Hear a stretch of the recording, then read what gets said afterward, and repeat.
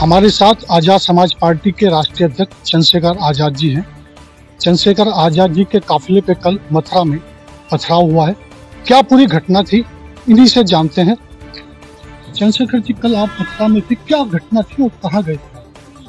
देखिए, मथुरा में 3 बड़ी घटनाएं हुई। पहली घटना जहां 2 बच्चों की शादी में हिंसा हुई और एक बहुत बड़ा सामाजिक अपमान उस परिवार को झेलना पड़ा। उस परिवार की ये इच्छा थी कि मैं वहां जाऊं। जब मुझसे बात हुई तो मैंने उनसे कहा कि मैं बहुत जल्द वहां आऊंगा। तो मैं सबसे पहले उस परिवार से मिला। फिर उसके बाद माठ थाने में एक गांव पड़ता है, वहां वासुदेव बघेल साहब जो हैं, जिनकी हत्या कर दी गई, परिवार का ये आरोप है। और हालांकि वो 302 में जो है, कोर्ट ने भी उस मुकदमे को 306 से 302 में तरमीम कर दिया है। उनके साथ विवाद हुआ और रात में उनको बुलाकर मारकर जो है पेट से लटका दिया गया। उसमें जो बाकी आरोपी हैं जिन्होंने बघेल साहब की हत्या की है, वो खुलेआम घूम रहे हैं। परिवार का ये डर है कि उनके साथ कोई बड़ी घटना घट सकती है। ये चिंता पहले परिवार की भी थी और ये चिंता दूसरे परिवार की भी थी कि हमारी सुरक्षा व्यवस्था सुनिश्चित की जाए, जो आरोपी अभी गिरफ्तार नहीं, उनको गिरफ्तार किया जाए। फिर तीसरी घटना है जो सुरीर थाने की, जहां पर गोली चली है और दलित समाज का एक व्यक्ति जिंदगी मौत के बीच अस्पताल में लड़ रहा है। ये भी नहीं पता कब उसकी जान चली जाए। और वहां पूरा समाज डर के साए में। मेरी परिवार से बात हुई थी और मैं कल परिवार से मिलने गया। जैसे ही मैं लगभग उस गांव से 1 किलोमीटर पीछे था तो मेरे पास सूचना आई कि पीछे से लेफ्ट हैंड से खेतों से कुछ लोगों ने पथराव किया, हथियार लहराए और लोगों को आक्रोशित करने का एक सोचा समझा षड्यंत्र किया। कई लोगों को चोट लगी। जब मेरे पास ये सूचना आई तो मैंने गाड़ी रुकवा ली और मैंने उनसे कहा कि आप आ जाओ। पीछे 20 से 30 गाड़ियां थी जिन्होंने ये सब अपने आंखों से देखा और जिनको गाड़ी पर पत्थर लगे। एक लड़का जिसका अंगूठा जो है काफी डैमेज हुआ, एक का ये जबड़े की हड्डी लगभग शायद टूटी है, वो सर में भी चोट लगी। तो कई लोगों को नुकसान हुआ। मैंने एडमिनिस्ट्रेशन के लोगों पे गुस्सा भी किया। हालांकि मेरा ऐसा नेचर नहीं है, लेकिन जब इस तरह की हिंसा होती है, मेरे साथ कोई बात होती तो शायद मैं चुप रह जाता, लेकिन अगर कार्यकर्ताओं के साथ, मेरे परिवार के साथ कोई बात होगी तो मैं उसी परिवार के लिए तो वहां गया था। तो उस चिंता से मैंने अधिकारियों से सख्ती से पूछा कि भाई आपकी कानून व्यवस्था क्या है। एक जिले में मौजूदा वर्तमान सांसद जो है और इतना समूह जो है जा रहा है, उसकी अगर आप सुरक्षा व्यवस्था नहीं कर सकते तो आप लोग क्या कर रहे हैं। हालांकि कल मुझे वो पुलिस, हालांकि ये होना नहीं चाहिए, लेकिन असहाय नजर आई। मैं वर्दी का बड़ा सम्मान करता हूं और मैंने देखा है कि क्योंकि उनके माथे पर अशोक चक्र होता है, अशोक चिन्ह होता है, तो मेरे मन में ये भाव जो है बचपन से है कि ये हमारे रक्षक हैं और इनका सम्मान और मनोबल ऊंचा रहना चाहिए। लेकिन कल मैंने वहां पुलिस को, खाकी के इकबाल को कमजोर होता देखा। आप देखो, आपने सुना होगा कि पुलिस मुझसे कह रही थी कि आपकी सुरक्षा जरूरी है, आप गाड़ी के ऊपर ना खड़े। आप समझो कैसे हालात है कि वो मुझे गाड़ी के ऊपर खड़े होने से रोक रहे थे। ये सब आपके सामने, मीडिया के साथियों ने भी देखा। उसके बाद मैं परिवार से मिला और जानबूझ के वहां बाबा साहब अम्बेडकर के पार्क में स्टैचू को खंडित किया गया। इसलिए किया गया है कि एक जो है उस तरह की सिचुएशन बने।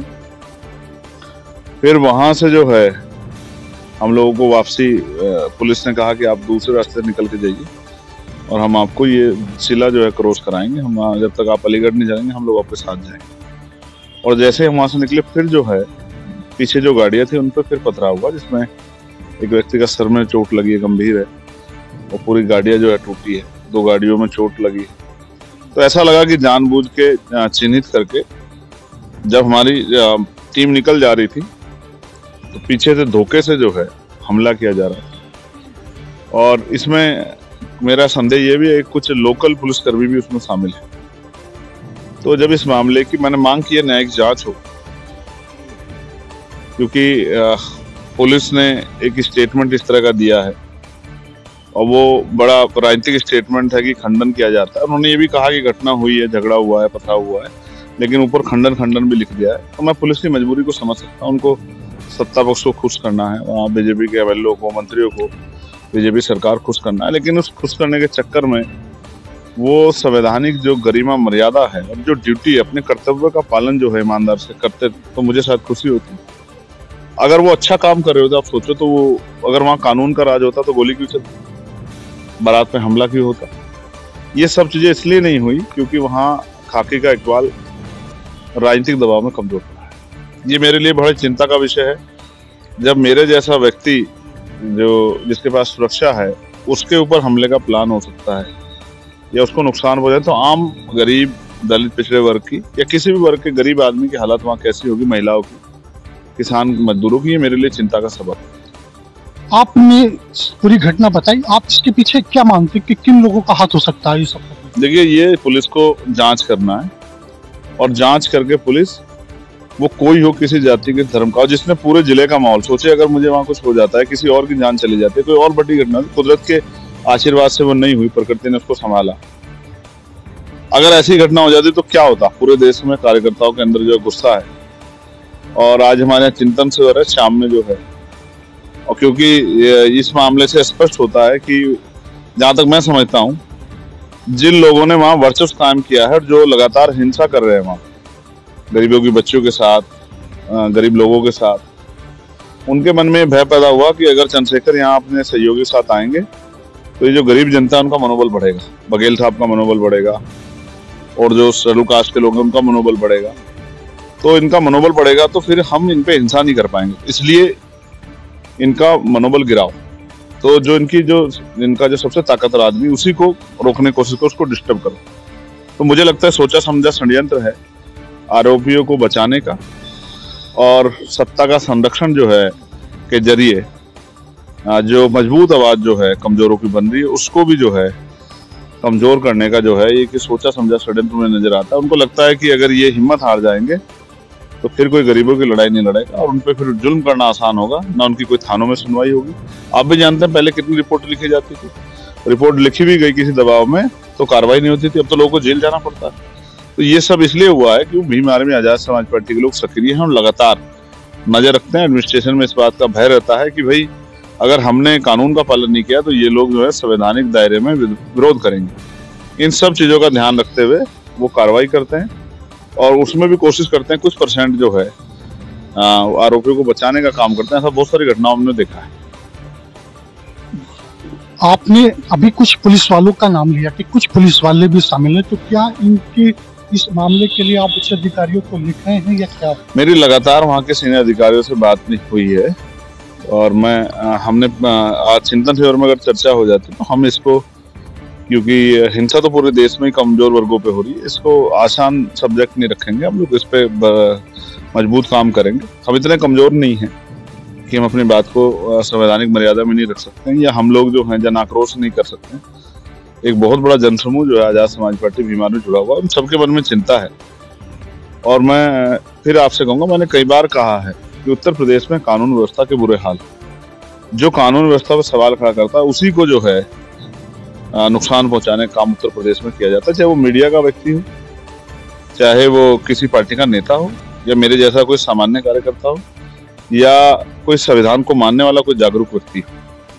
तो इसलिए मैंने अधिकारियों से बात की है और हम लोग कोशिश कर रहे हैं कि उसमें जांच हो। जांच से क्या होगा कि ये जो खंडन और ये सब चीजें जो है ना, वो दूध का दूध पानी का पानी हो जाएगा जब आप जांच करोगे। हो सकता है कि आपकी बात सही निकले, लेकिन उसके लिए जांच की जरूरत है। तो पुलिस को जांच करनी चाहिए थी। रात को 12:30 बजे अचानक क्या हुआ कि पुलिस को स्टेटमेंट देना पड़ा। आप समझिए, जब उनको पता लगा कि चंद्रशेखर ने जिला छोड़ दिया है, क्योंकि मैंने उनसे कहा था अगर कोई भी आप दुरुपयोग करोगे या इस मामले में लिपापोती करोगे तो मैं यहाँ पैदल मार्च करूंगा। मैं आपके माध्यम से कहना चाहता हूँ कि ये मेरे लिए बहुत गंभीर घटना है। भीम आर्मी आजाद समाज पार्टी के कार्यकर्ता मेरा परिवार है, मेरा अपना है, गरीब मेरा अपना है, किसान, मजदूर, महिलाएं जिनके सम्मान के लिए हम लोग, और अगर उनका मनोबल तोड़ने के लिए या हमारी हिम्मत तोड़ने के लिए अगर सरकार के इशारे पे कुछ होगा तो ये किसी भी कीमत पर स्वीकार नहीं किया जाए। आप देखिए कि पूरे जिला को जो लोग कंट्रोल कर रहे हैं, कल वो एक छोटे से क्षेत्र को कंट्रोल नहीं कर पाए, डरते बचते नजर आए। ये चिंता का विषय है। मुझे इस बात को लेके चिंता है। मैं सरकार से कहूंगा कि पुलिस को इतना कमजोर ना किया जाए कि जो जिनको देख के मन में रक्षक की भूमिका पैदा होती है, उनके सामने ही अगर हिंसा हो और वो कुछ कर ना पाए तो एक चिंता का भी जो है लोगों के माथे पे सिकन आती है। तो ऐसी स्थिति नहीं उत्पन्न होनी चाहिए। इसकी बात का ध्यान जो है सरकार को रखना चाहिए।